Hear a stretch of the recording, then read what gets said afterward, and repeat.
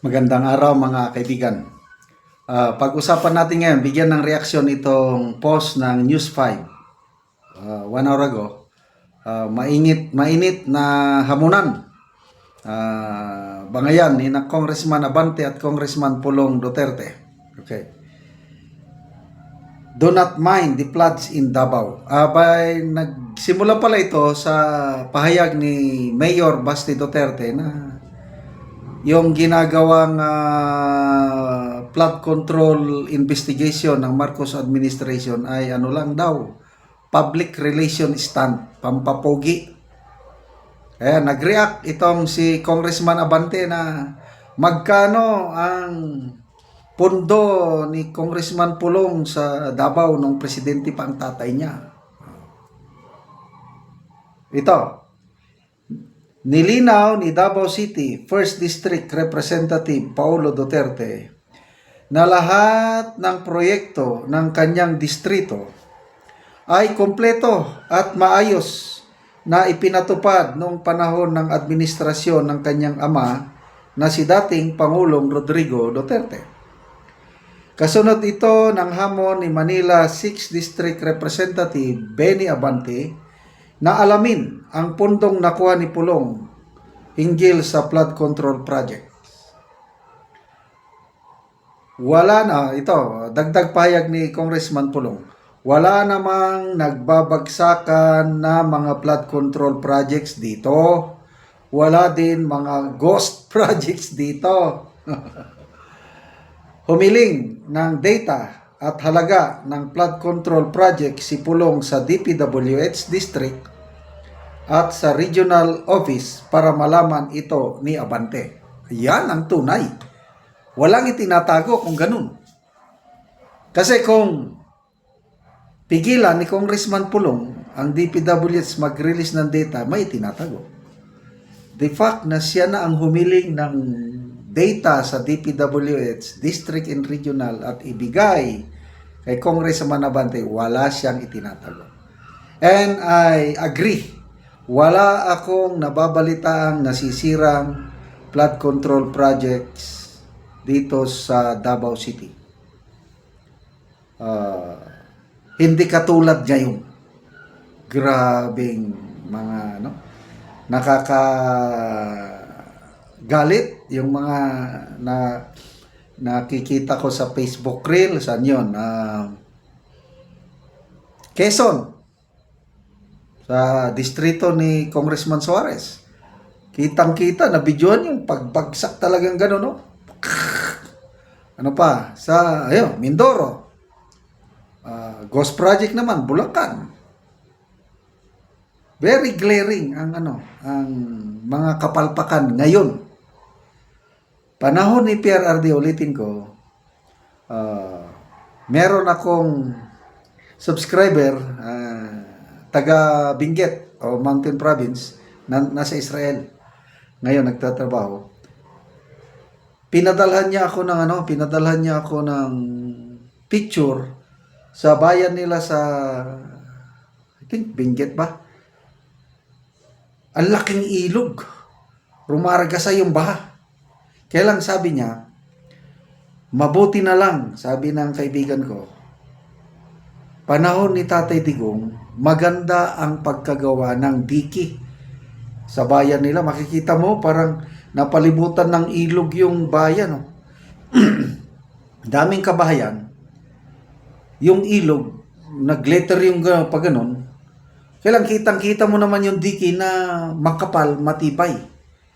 Kaya sabi ng kaibigan ko, ginawa yan panahon ni PRRD, takot yung kontraktor na lukuhin o isubstandard kasi hindi sila babayaran ni Duterte.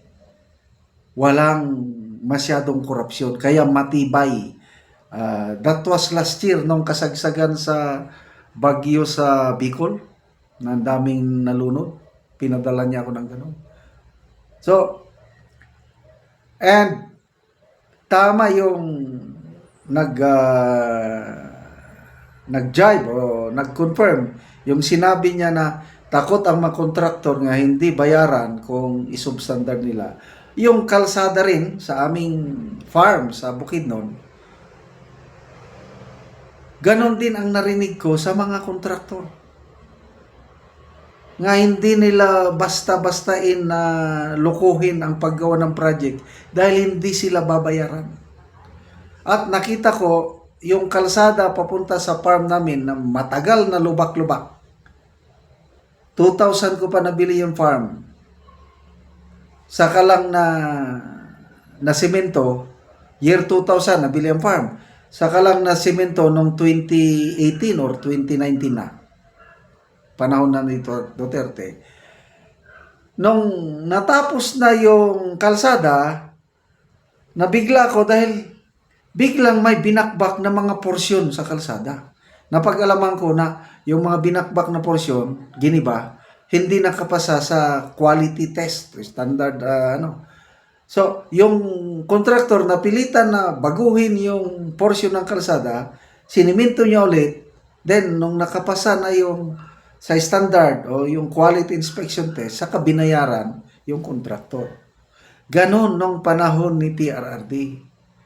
Meron daw, sabi ng isang kaibigan ko, sa mga kontraktor, meron din daw mga SOP, commission, panahon ni PRRD. Kaya lang, karamihan 5% lang. Pinakamalaki na yung 10%. Hindi daw maiwasan. Kaya lang, yun daw ang itinakda. O di, ang ganda, 90 to 95% ang napupunta sa project. Kaya nga, walang ganitong problema sa infrastruktura panahon ni PRRD. Oh. So ito ngayon, Congressman Abante. Naghanap ka ng sige. Wag nyo nang kung talagang wala kayong ito pala.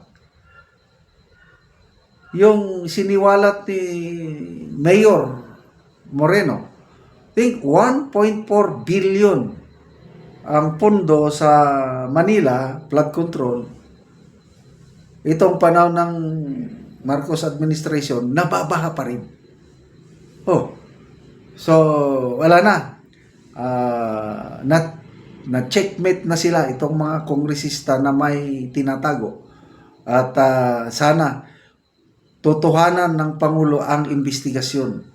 Sana ilagay si General Torre na mangulo sa investigasyon, special commission ba yan, whatever. Patay sila ngayon pag si General Torre ang mag-imbestiga. Kakalad ka rin niya kayo. Okay, salamat mga kaibigan sa inyong pagsubaybay sa ating channel. Nakakatulong kayo ng malaki sa tribong talanding ng Bukidnon dahil ang sweldo natin sa channel na ito, namimigay tayo ng mga yero at pako para makapagpatayo itong tribo ng mas maayos na tirahan. Panoorin niyo ang video na ito.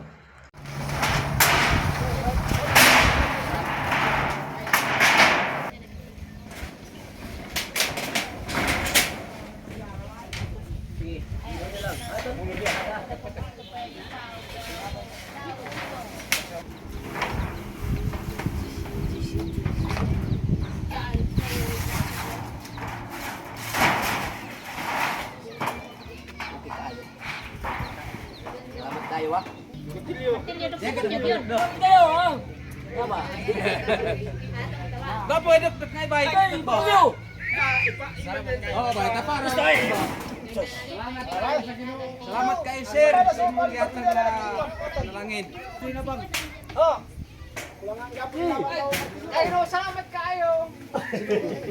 Ito sulat ka niya diya. Ginoo, salamat.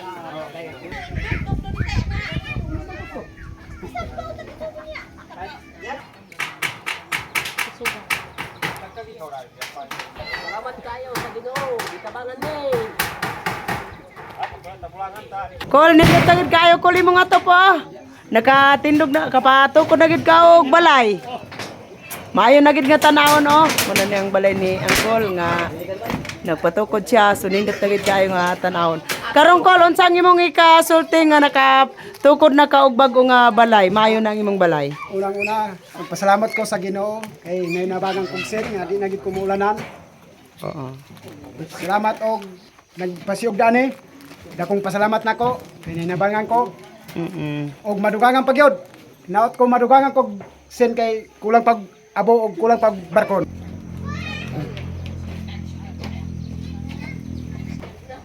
Naotonta nga magpadayon ni nga hinabang kay daghang pa nga mangayog kan tabang. Oo, sige, salamat.